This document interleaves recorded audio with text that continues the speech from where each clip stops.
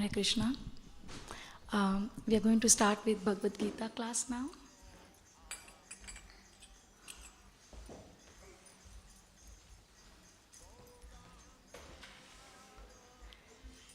Jaya Radha Madhava Jaya Kunja Bihari Radha Madhava Jaya Kunja Bihari Jaya Gopi Jana Vallabha Girivaradhari Jaya Gopi Jana Girivaradhari Yashodanandana Braja Jana Ranjana Yashodanandana Braja Jana Ranjana Yamuna Tira Vanachari Yamuna Tira Vanachari Jaya Radha Madhava Jaya Kunja Bihari Jaya Radha Madhava Jaya Kunja Bihari Jaya Gopi Jana Vallabha Girivaradhari Jaya Gopi Jana Vallabha Girivaradhari Yashodanandana Braja Jana Ranjana Yashodanandana Braja Jana Ranjana Yamuna Tira Vanachari Yamuna Tira Vanachari Hare Krishna Krishna Krishna Hare Hare Hare Rama Rama Rama Hare Hare Hare Krishna Krishna Krishna Hare Hare Hare Rama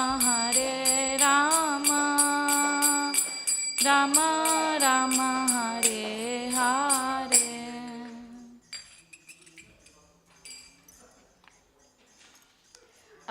We are going to read from chapter 6, verse number 36. So, if you have anybody wants Bhagavad Gita?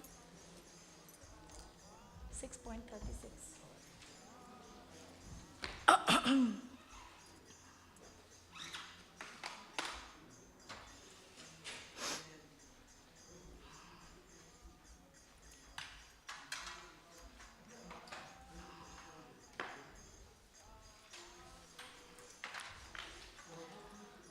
So I will say and then you can repeat.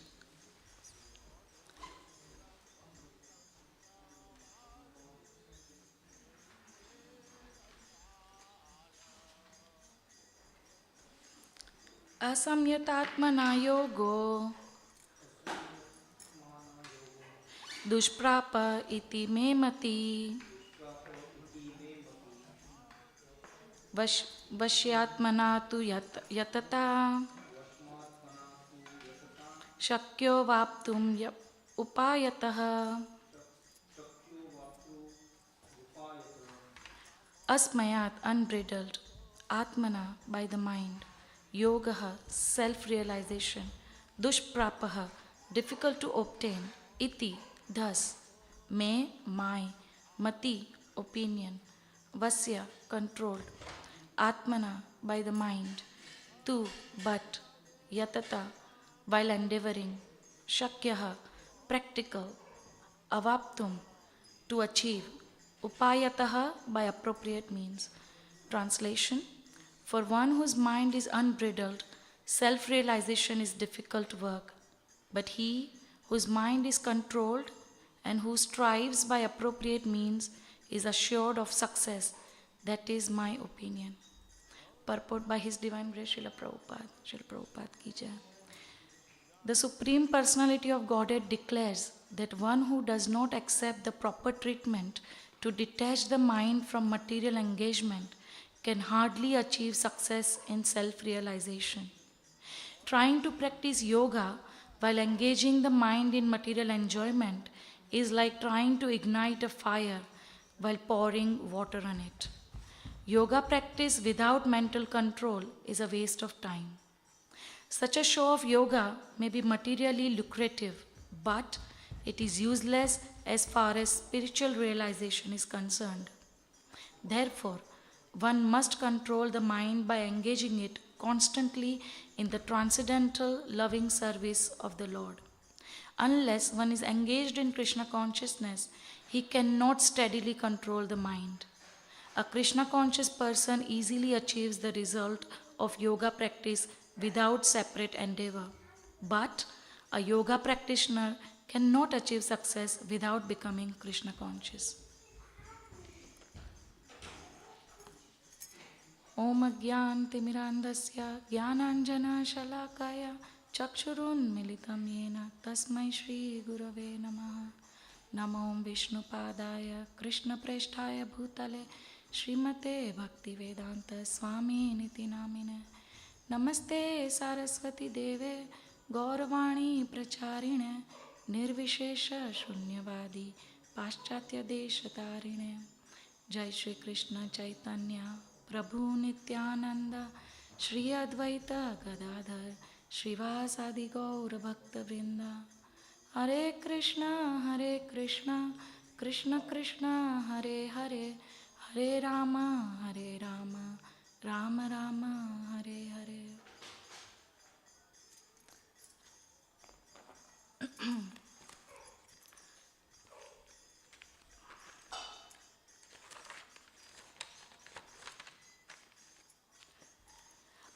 So this chapter number 6 is titled as Dhyana Yoga. So far, this is in this chapter, this is verse number 36 we are talking about. In verse number 1 to 38, Ashtanga Yoga has been explained by Krishna to Arjuna, that how to perfect your life through Ashtanga Yoga process, and the whole detail of how to sit and how to meditate has been given by Krishna. And in verse number 33 to 36,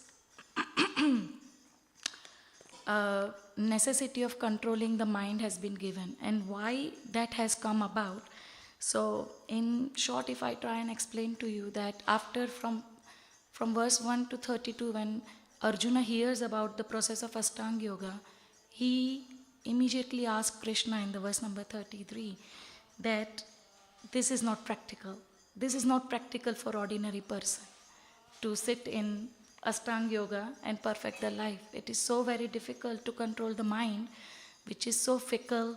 He uses these words in verse number 34, that mind is fickle, it is turbulent, it is obstinate, it's very strong. It is so difficult to subdue mind. It is more difficult to subdue mind than the wind. So Arjuna compares that way. So he says this is absolutely impractical to do the process of Ashtanga Yoga and achieve the success of life, which is self-realization. And he also mentions that because the mind, the intellect is always, it always overcomes by mind's desires and mind's calling. So it is very difficult. So then Krishna agrees in verse number 35 that yes, you are right, it is very difficult to control the mind. But I have a way to control the mind. And he says that there are two processes through which we can control the mind, which is abhyasa, which means practice. We have heard the phrase, practice makes man perfect. So Krishna talks about that here, that abhyasa, to practice. And second, he says, is vairagya, through detachment. So these two things, abhyas and vairagya, practice and detachment, can help you control your mind. So then, in this particular verse, Krishna further says, in the translation we read, that for one whose mind is unbridled, Self-realization is difficult work, but whose mind is controlled and who strives by appropriate means is assured to success. That is my opinion. So Krishna says that one has to endeavor, and that endeavor has to be through appropriate means. Appropriate means here, what Krishna means is through Guru, Sadhu, and Sastra. One should approach a bona fide spiritual master, have faith in the scriptural injunctions like Bhagavad Gita, Bhagavatam, and then serve the Vaishnavas. So these are the three processes. This is what will help one to practice and will have detachment as well alongside. So Bhagavad Gita is like, if I simply explain, it's been explained that it's like sandwich. So in sandwich, what is the most important part of the sandwich? Is it the bread or the filling? The filling, which goes in the middle. So 1 to 6 chapter of Bhagavad Gita is Karma Yoga, which is the one slice of bread. Then 13 to 18 is about Gnana Yoga, which is the second slice of bread. And the sandwich, which is chapter 7 till chapter 12, where Krishna gives the essence, the main filling of Bhagavad Gita, which is Bhakti Yoga. And this chapter is leading us to that 7th chapter where Krishna will start talking about Bhakti Yoga. And also after this verse, but before we get into that, I would like to explain a little bit more about this Arjuna's call. Arjuna is talking about this fickle mind, turbulent mind, what exactly happens with the mind and how do we relate with the mind. So basically, if we think, we always identify ourselves through mind. So if mind sees something, for example, the mind sees, we have gone in a shopping mall and through the sense of vision, the eyes, we see a beautiful, a decorative piece for the house, and then mind tells, oh, I want that, and we immediately say, I want this. So we identify ourselves with mind. It is the mind who feels attracted towards that object, but then we immediately come under the control of mind and we want to have that object of sense enjoyment. So in that sense, if one allows mind to control the senses, then we can never control the mind, neither the senses. Because mind, through all the 5 senses which we have, sense of touch, sense of vision, sense of smell, sense of taste, the tongue, and the touch through the skin. All these senses, if we allow the mind to control them, we will be not finding any control over any one of them. Because it's like then horses left in the person's, the reins of the horses are given in the person who is himself not controlled. So how can one can control anything? So here if I give you example that we can start with animals and then I will get into human being, how we cannot control mind. So if we see in animals, even animals, it's so difficult for any living beings to control the mind. So animals, for example, if we take the sense of vision to see. So elephant, everyone knows that to hunt the male elephant specifically, the hunter, first he digs the hole and then after that, sorry.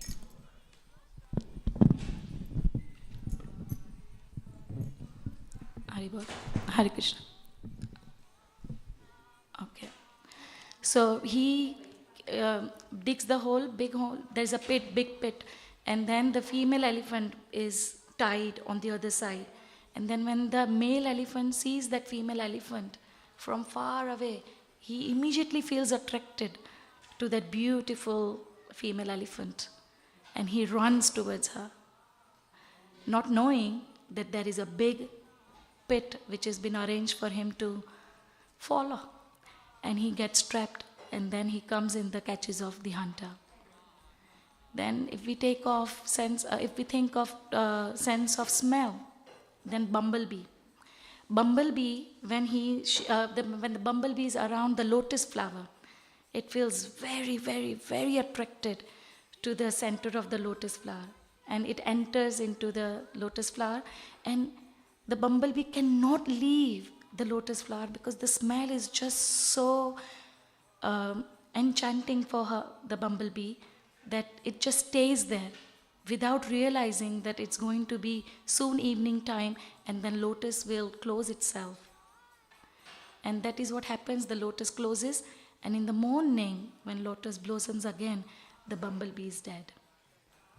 It is that sense of smell which attracted the bumblebee towards the lotus without realizing that that is the end of her life.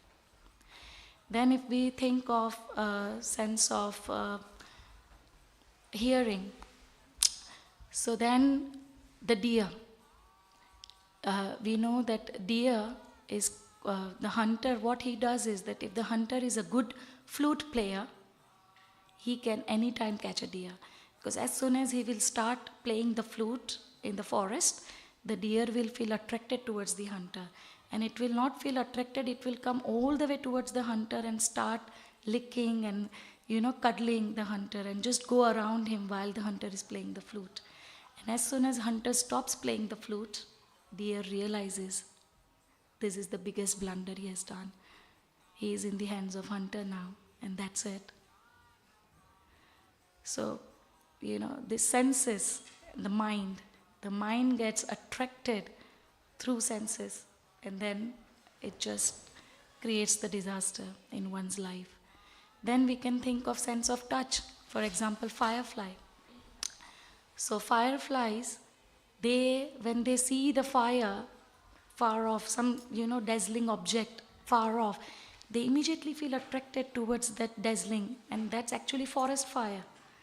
And that firefly wants to enter and touch that dazzling, shiny, bright object, only to get burnt into that forest fire. And then, which one is remaining? The taste. So, for the taste, we can take the example of the fish in the pond.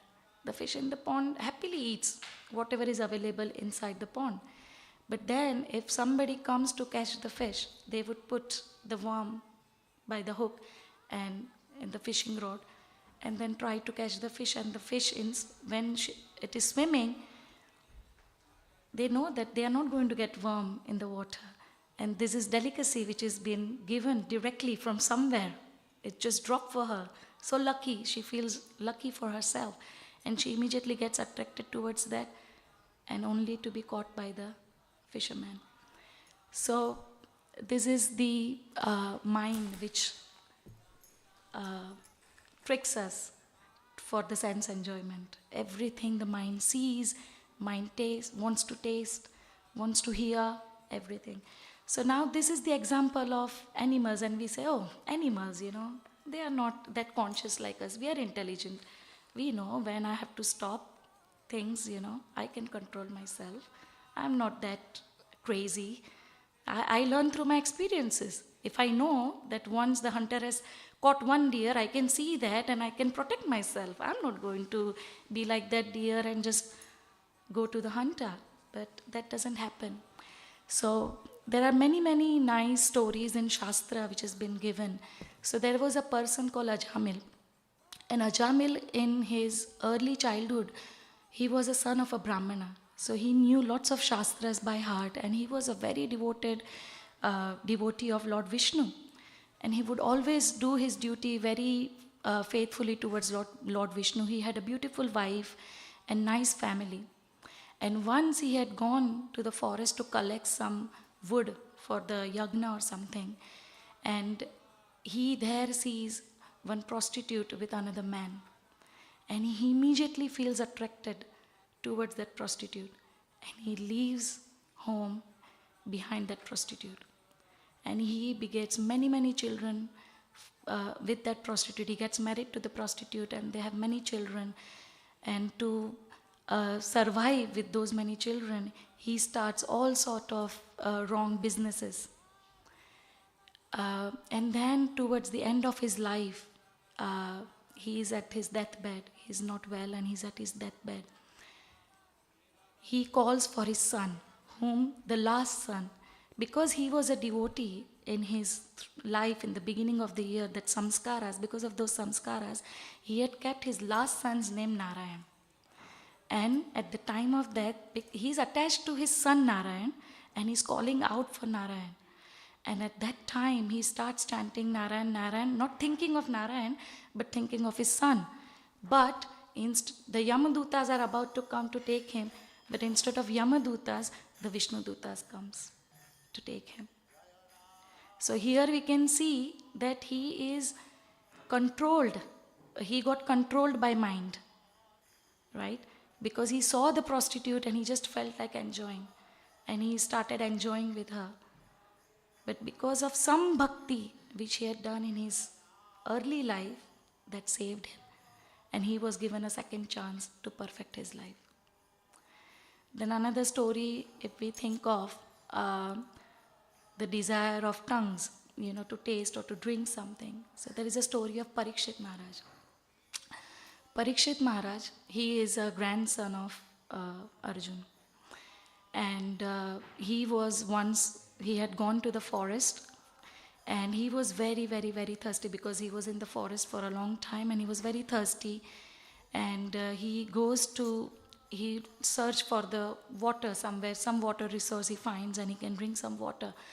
But unfortunately that day he couldn't find any water resource and he was really thirsty. And then he sees one ashram of one Muni who was meditating at that time there.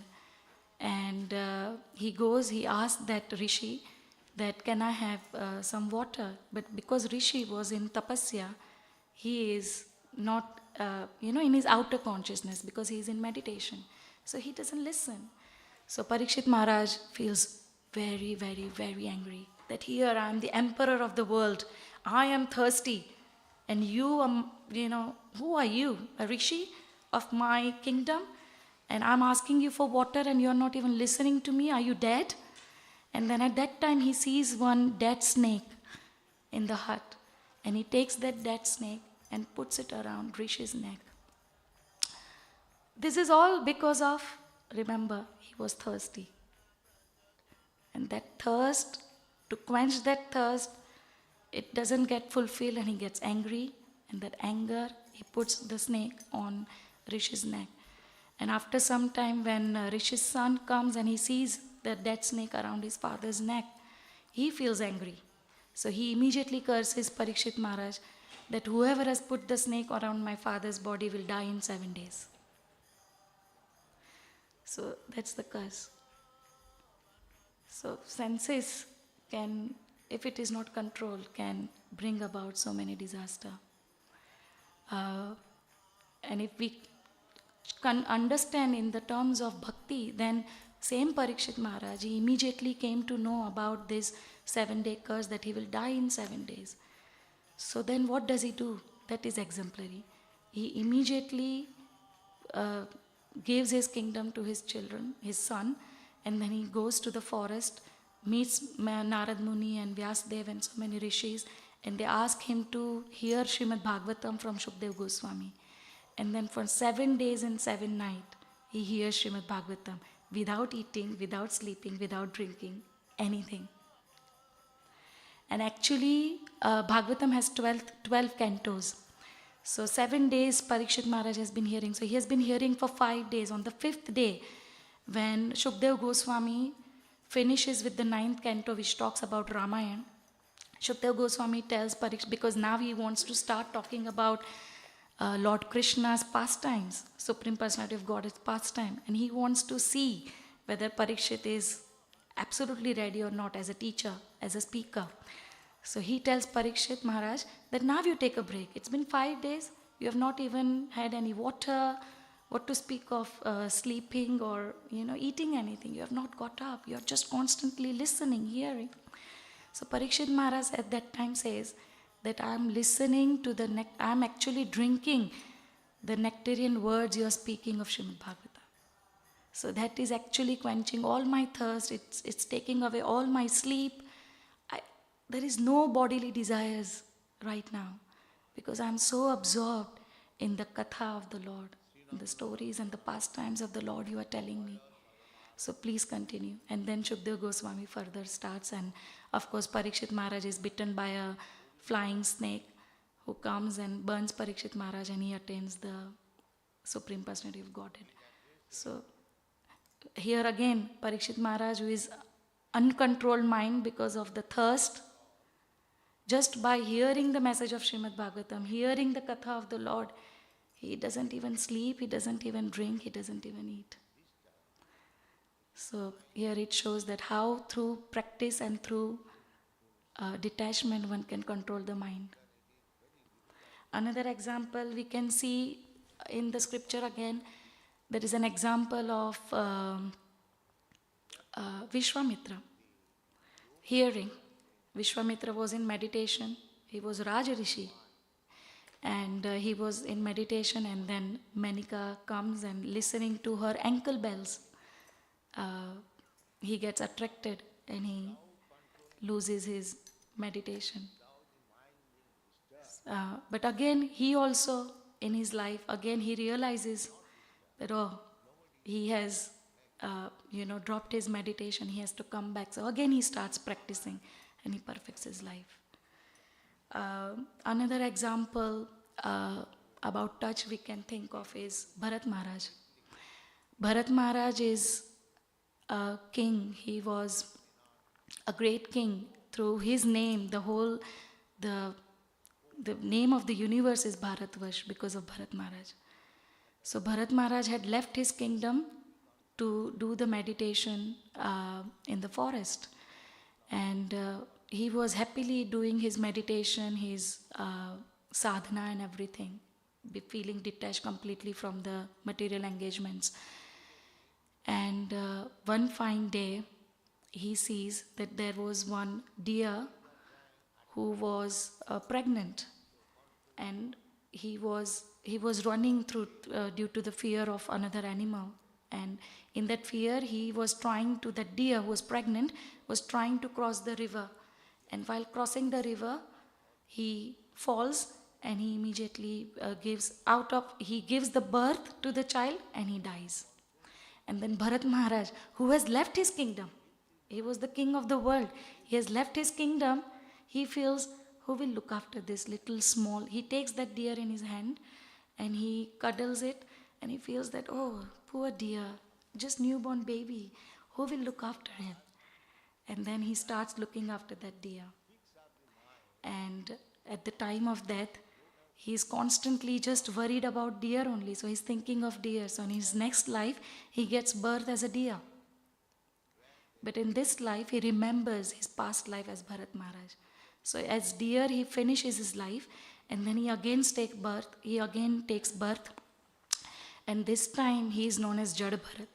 Jada means one who is a madman. He doesn't speak with anybody. He doesn't keep himself clean.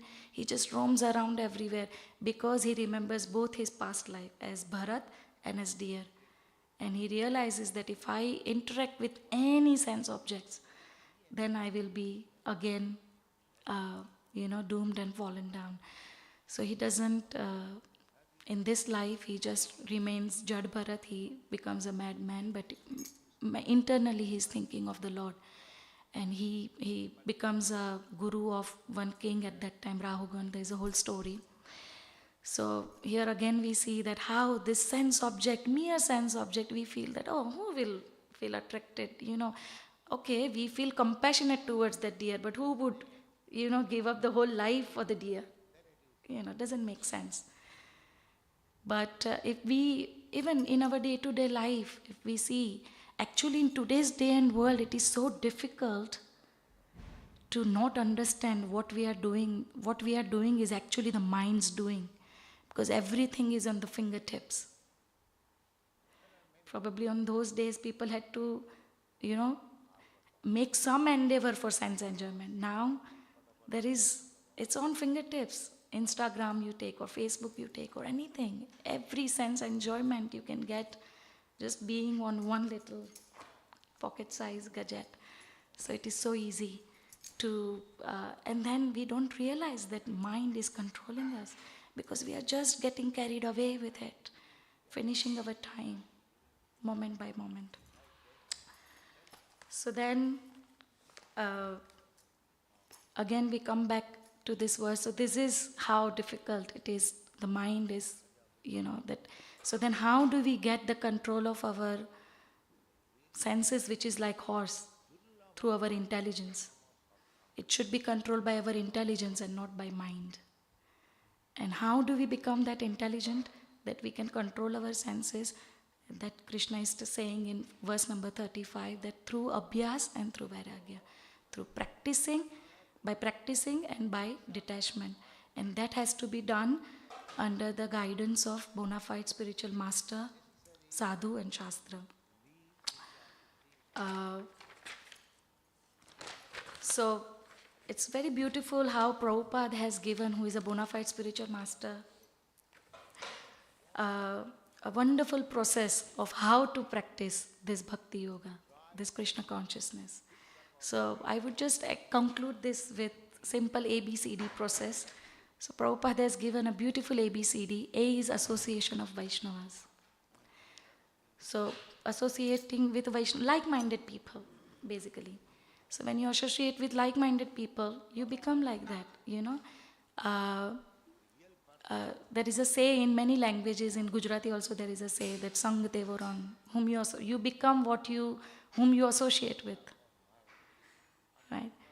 So an example also can be given that if we wear a glasses, simple plain glass, then we can see the world clearly. But if we wear yellow glasses, then we see the world as yellow. If we put green glasses, then we see the surrounding as green. So how we associate with, that is what we become. So associate with Vaishnavas, read with them, chant with them, talk about Krishna with them. B for books. There are so many shastras we have, beautiful, Bhagavad Gita, Bhagavatam, so many Upanishad, Ramayana, Mahabharata. Shri Radha Gokulanand Bhagwan ki jai, Sita Ram Lakshman Hanuman ki jai, Gaunitai ki jai. We have so many beautiful shastra through which we can associate with Vaishnavas also, because the shastras, I told you so many stories, these are all in shastras. So many beautiful stories are given in shastras. So we can associate with by hearing or by reading shastras. If I give you example of Rukmani Devi got attracted towards, she had never seen Krishna. But in her kingdom, she had heard about Krishna, about his pastimes in Vrindavan. And just by hearing about Krishna's pastimes, she was attracted towards Krishna, and she writes the love letter to Krishna to come and kidnap her, because her brother Rukmi would never allow her to get married to Krishna. So hearing is so powerful that we immediately feel attracted towards somebody. If we hear about somebody, for example, why, when I was in India, I always thought, I would love to see the Queen once, because you have heard so much about the Queen. And at one point I was lucky also, because the school where I work, the Queen had come and we had seen the Queen. So, but you feel attracted through hearing about the qualities of somebody. So what to speak of hearing about qualities of the Lord, reading about the qualities and pastimes of the Lord. There is no doubt that we will not feel attracted. We will feel attracted. Then C is chanting. Now this is very important. There is a verse in Sanskrit which says the definition of mind, man. Not definition, how to liberate the mind, How to liberate the mind. So how to liberate the mind, it has been said that Mana trayate iti mantra. One which liberates the mind is mantra. Manaha trayate iti mantra. One which liberates the mind is mantra. So this transcendental vibration of chanting of the holy name of Hare Krishna, Krishna Krishna, Hare Hare, Hare Rama, Rama Rama, Hare Hare, can immediately liberate us. How do we understand that? So for example, if by, if we are saying that, okay, by chanting something, I get liberated, really? Okay, then I can chant Sprite, Sprite, Sprite, Sprite, but and I can have Sprite and I can taste the Sprite, and that would be amazing because I will feel liberated through that, because if we are at that lower consciousness. But that doesn't happen. Just by thinking about Sprite or by speaking, the word Sprite, we are not going to relish Sprite. But by chanting Krishna's names, by chanting the names of Lord Ram and Krishna, we can immediately taste the name. Because there is no difference, as Prabhupada says in many of his books, that there is no difference between the name and the form of the Lord. They are the same. So when we are associating with the names of the Lord, we are actually directly associating with the Lord. And I'm sure all of you come here, maybe every day or once a week, and whenever you attend the arti or you chant the mantra, the transcendental feeling which you get, you don't get it otherwise. And why do we get that? Is it some mental, speculation, or, is just something fake? No, it is not.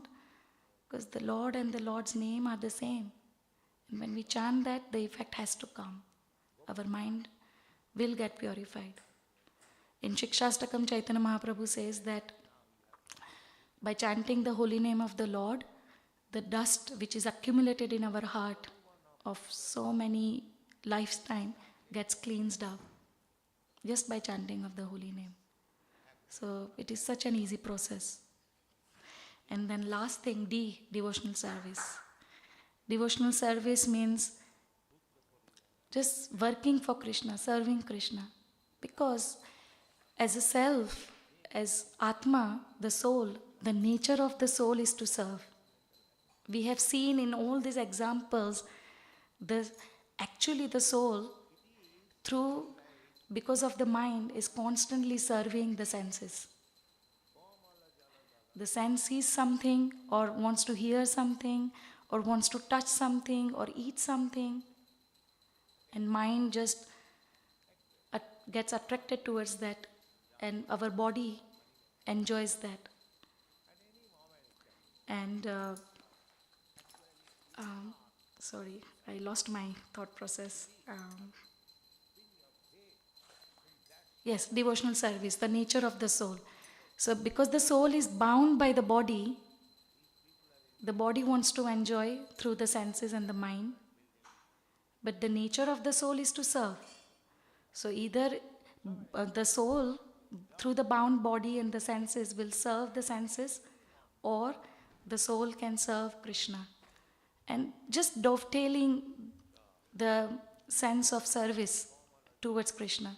So if I want to eat something nice, fine, fair enough.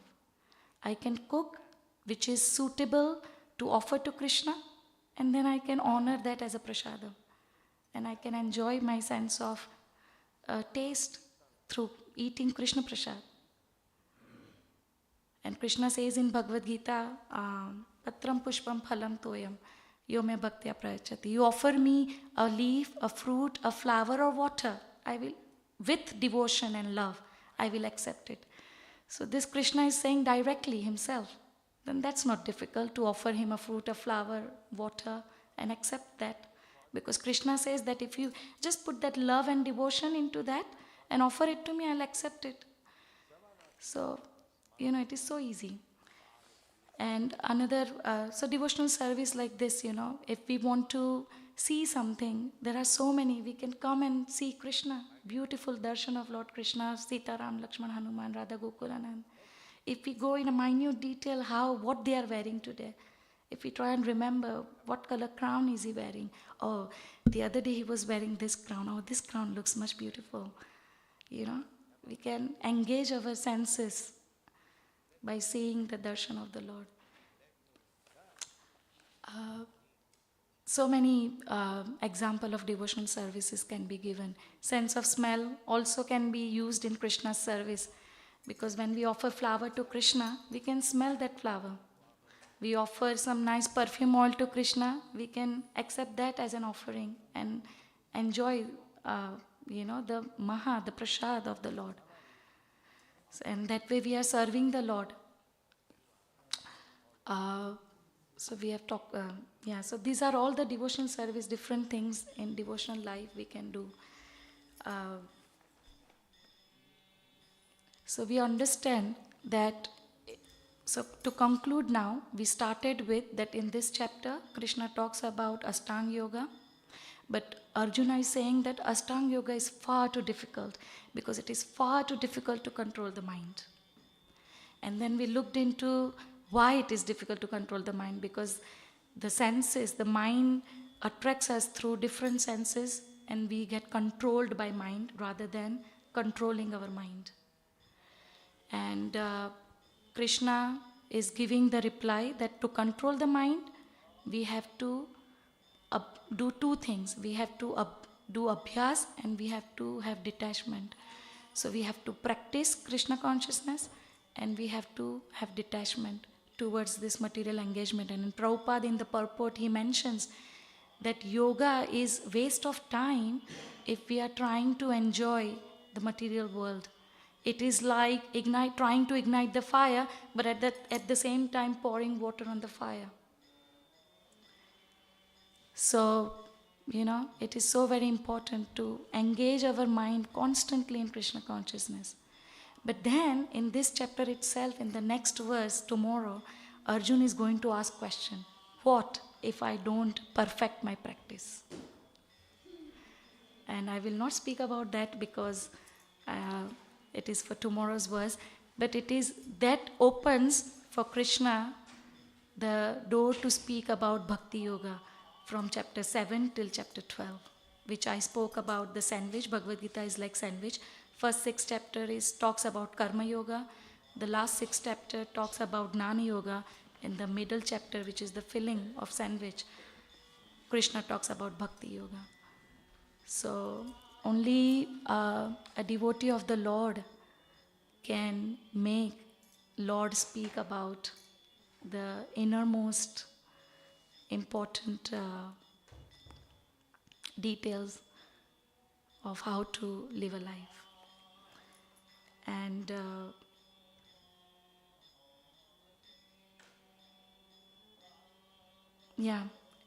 and last thing, I would like to quote one bhajan with Bhaktivedanta Thakur. Bhaktivedanta Thakur is Srila Prabhupada's guru's father, Bhaktisiddhanta Saraswati Thakur's father.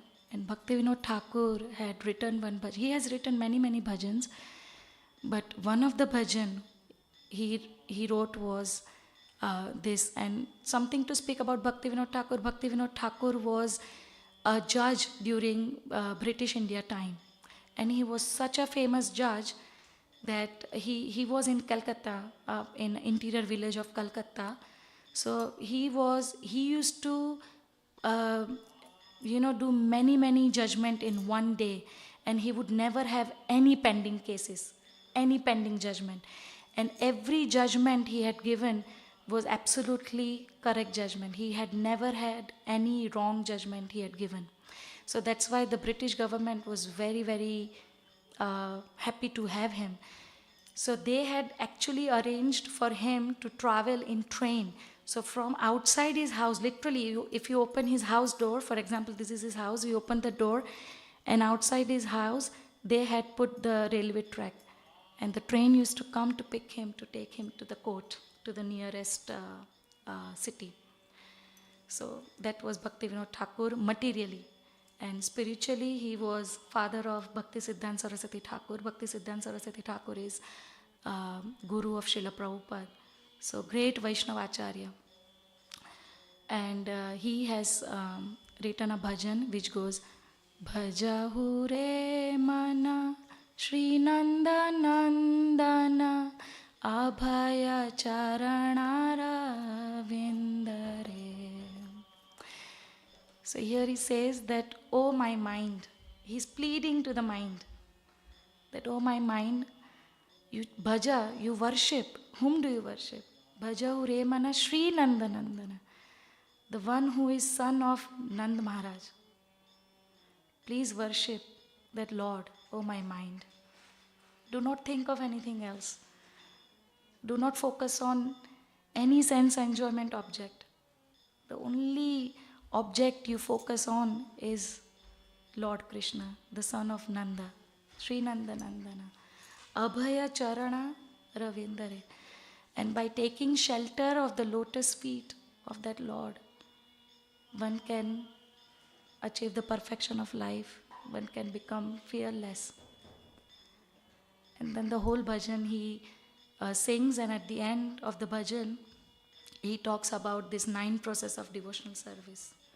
Shravana Kirtana Smarana Vandana Pada Sevana Dasyare Pujana Sakhi Jana Atmani Vedana. I sang something wrong, isn't it? One second. This is Govinda's bhajan I sang.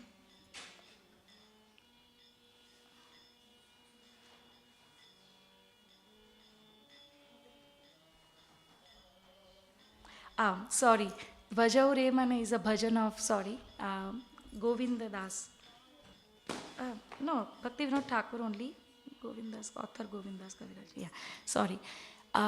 It's a bhajan of Govindas Kaviraj. So he writes this, that Bhajahu Remana Sri Nandanandana Abhaya Charana Ravindare. And at the end he says Shravana Kirtana. So Shravana by hearing, Kirtana by chanting the names of the Lord, Smarana remembering Lord constantly, Vandana bowing down to the Lord, Pada Sevana worshipping the lotus feet of the Lord, Dasya becoming the servant of the Lord, Pujana by doing the archan. The pujari will open the curtain in some time and will be offering the lamp and the incense to the Lord. By becoming the friend of the Lord, Atma Nivedan by surrendering to the Lord. So these are the 9 process of devotional service through which mind doesn't have time, actually speaking, it gets automatically controlled. Because mind is completely engaged in the service of the Lord. And that is the process, the practice. That is the practice Krishna is talking about. That abhyas, what is that abhyas? This abhyas is of devotional service. Practice devotional service constantly, and automatically we will be detached from sense enjoyment, and we will be surrendering to the Lord our life. So I end my class here. If you have any question, any comment, please ask me.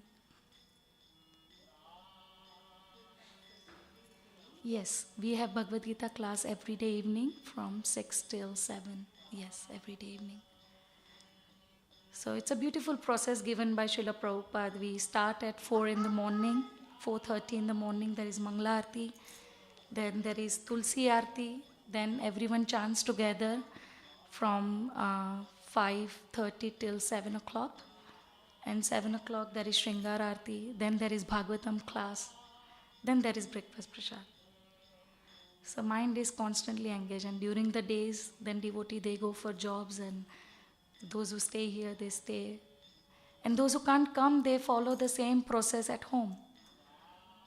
Waking up in the morning, chanting Krishna's names, reading Srimad Bhagavatam, and then do the normal duties which are required, because we are in this world and we have to perform our duties. But it's just along with that duty, adding little bit Krishna consciousness, adding that devotional service aspect in our life. So it's not very difficult. I'm a mother of 2 children, and by Srila Prabhupada's mercy, I've been practicing for more than 25 years now. And I can see the difference. At least I'm realizing that how mind can control me so much. And then by mercy of Srila Prabhupada, by reading his books, associating with devotees, things can change.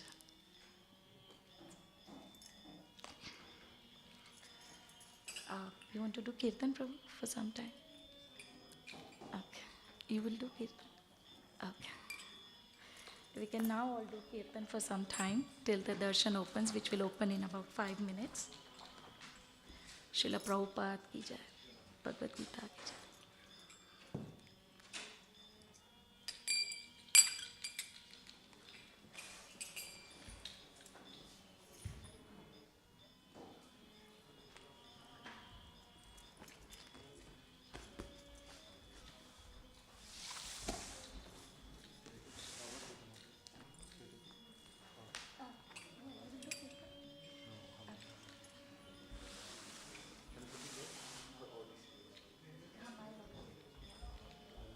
Can you do this? I'll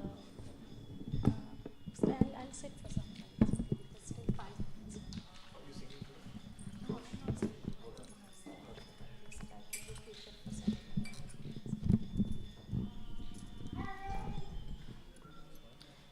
I'll sit for some time, I thought. Namo Vishnu Padaya Krishna Preshthaya Bhutale Srimate Bhaktivedanta Swami Iti Namine Nama Om Vishnu Padaya Krishna Preshthaya Bhutale Srimate Bhaktivedanta Swami Iti Namine Namaste Saraswati Deve Gauravani Pracharine Nirvishesha Shunyavadi Paschatya Deshatarine Namaste Saraswati Deve Gauravani Pracharine Nirvishesha Shunyavadi Paschatya Deshatarine Jaya Shri Krishna Chaitanya Prabhu Nityananda Shri Advaita Gadadhar Shivasadi Gaur Bhaktivedanta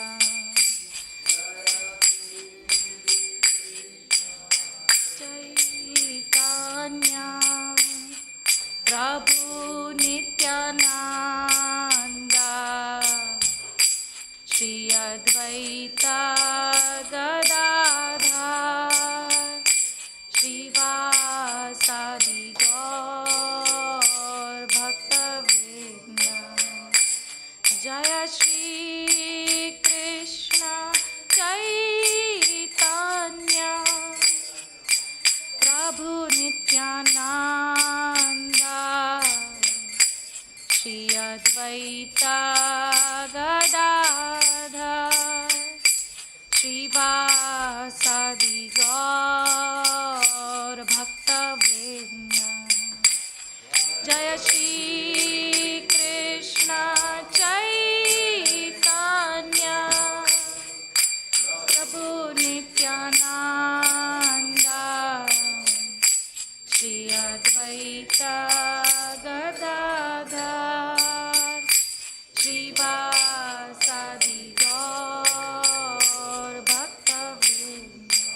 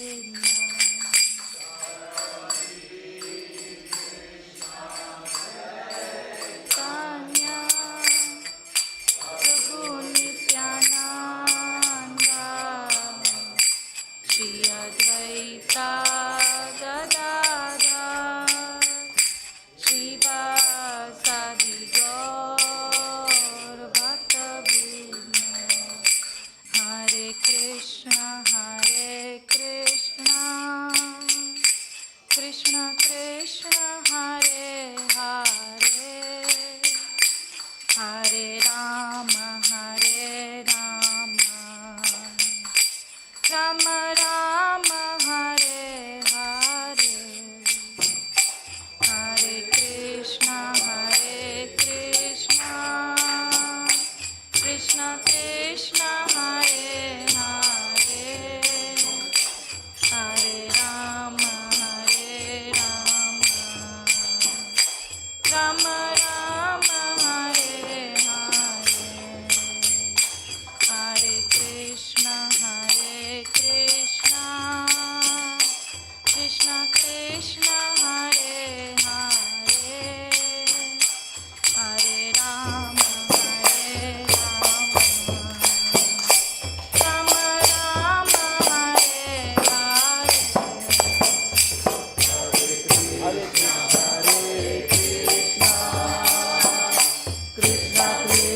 Krishna Krishna Hare Hare, Hare Rama Rama Rama Hare Hare,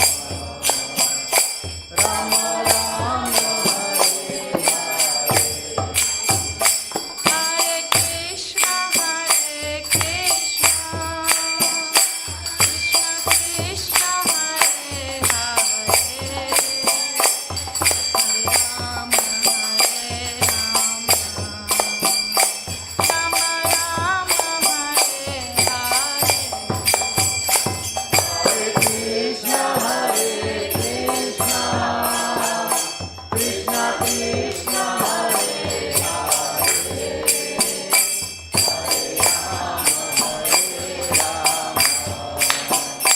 Rama Rama Hare Hare, Hare Krishna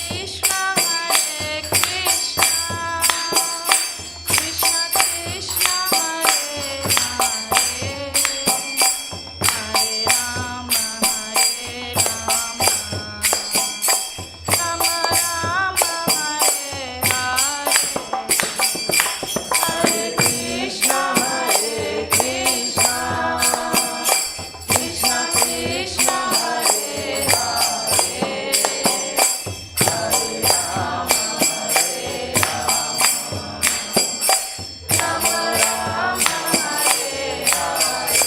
Hare Krishna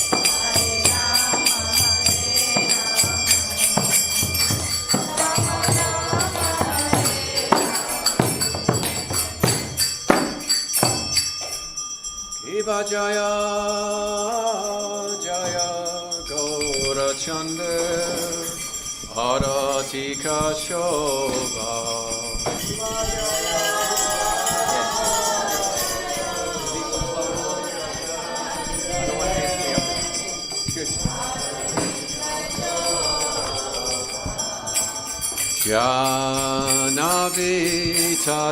Janavitata-vahani Jagamana-labha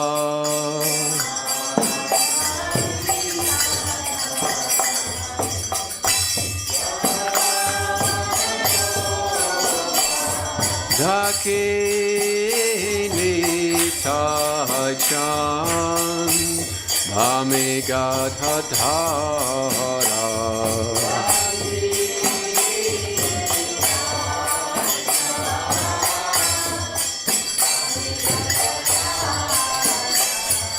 Nikate Advaita Srini Vasajatratara